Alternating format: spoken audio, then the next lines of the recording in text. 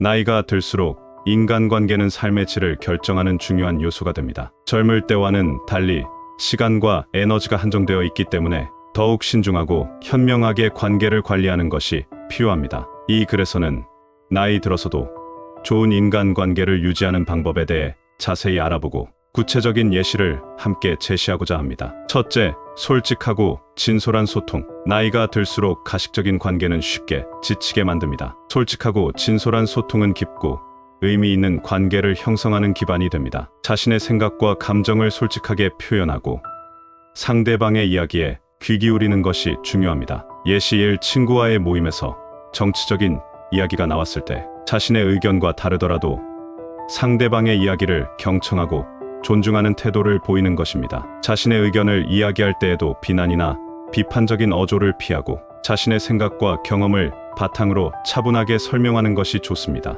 예시 2, 배우자와의 관계에서 불만이 있을 때 감정적으로 표출하기보다는 나는 당신이 이렇게 행동했을 때 속상했어 와 같이 자신의 감정을 솔직하게 전달하는 것이 좋습니다. 상대방의 이야기도 주의 깊게 듣고 서로의 입장을 이해하려는 노력이 필요합니다.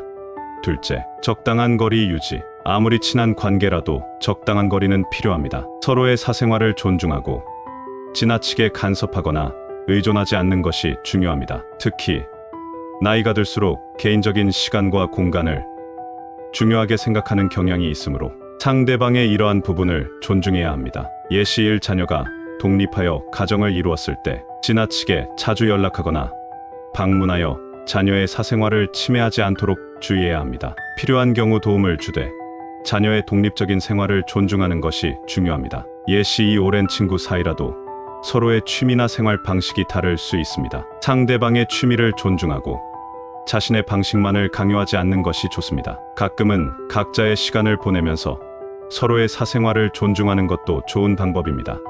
셋째, 긍정적인 태도 유지. 긍정적인 태도는 주변 사람들에게 좋은 에너지를 전달하고 관계를 더욱 돈독하게 만들어줍니다. 부정적인 이야기나 불평불만을 자주 하는 사람보다는 긍정적이고 밝은 사람과 함께하고 싶어 하는 것은 당연합니다. 예시 1, 친구들과의 모임에서 과거에 어려웠던 이야기보다는 즐거웠던 추억이나 앞으로의 희망에 대해 이야기하는 것이 좋습니다. 긍정적인 주제로 대화를 이끌어가면 모임 분위기가 더욱 즐거워질 것입니다. 예시 2, 어려운 상황에 처했을 때에도 긍정적인 면을 찾으려고 노력하는 것이 중요합니다. 예를 들어 건강이 좋지 않더라도 이 기회에 건강관리를 더 철저히 해야겠다 와 같이 긍정적인 마음으로 상황을 받아들이면 주변 사람들에게도 좋은 영향을 줄 수 있습니다. 넷째, 꾸준한 관심과 배려. 시간이 지나도 변치 않는 관계를 유지하기 위해서는 꾸준한 관심과 배려가 필요합니다. 상대방의 안부를 묻고 작은 일이라도 챙겨주는 따뜻한 마음이 중요합니다. 예시 1, 오랜만에 만난 친구에게 요즘 어떻게 지내세요?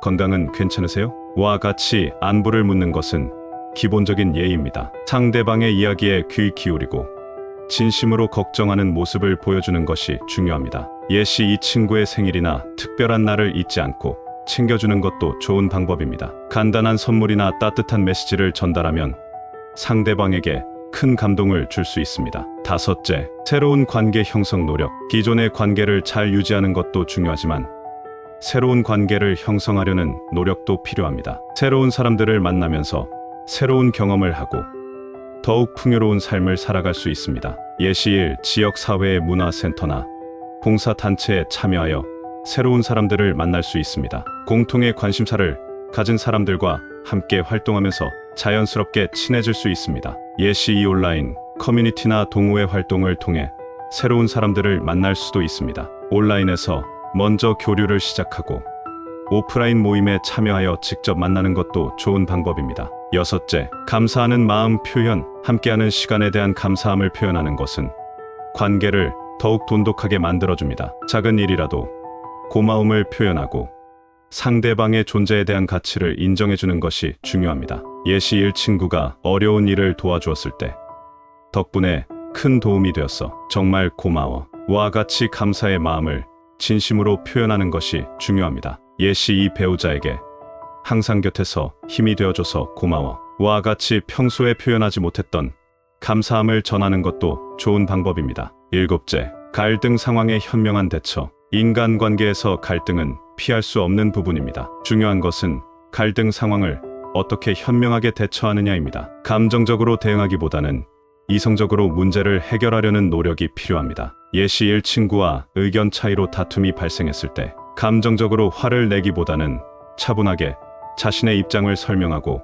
상대방의 이야기를 경청하는 것이 중요합니다. 서로의 의견을 조율하고 타협점을 찾아 문제를 해결하도록 노력해야 합니다. 예시 2, 배우자와의 갈등 상황에서는 제3자의 도움을 받는 것도 고려해 볼 수 있습니다. 객관적인 시각으로 문제를 바라보고 해결책을 찾는데 도움이 될 수 있습니다. 여덟째, 자신만의 시간 갖기. 다른 사람들과의 관계도 중요하지만 자신만의 시간을 갖는 것도 중요합니다. 혼자만의 시간을 통해 자신을 돌아보고 에너지를 충전할 수 있습니다. 예시 1, 조용한 카페에서 책을 읽거나 음악을 들으면서 혼자만의 시간을 보낼 수 있습니다. 생각을 정리하고 마음의 여유를 찾을 수 있습니다. 예시 2, 취미 활동을 통해 자신만의 시간을 즐길 수도 있습니다. 그림 그리기, 운동, 악기 연주 등 자신이 좋아하는 활동을 하면서 스트레스를 해소하고 삶의 활력을 되찾을 수 있습니다. 아홉째, 건강 관리. 건강은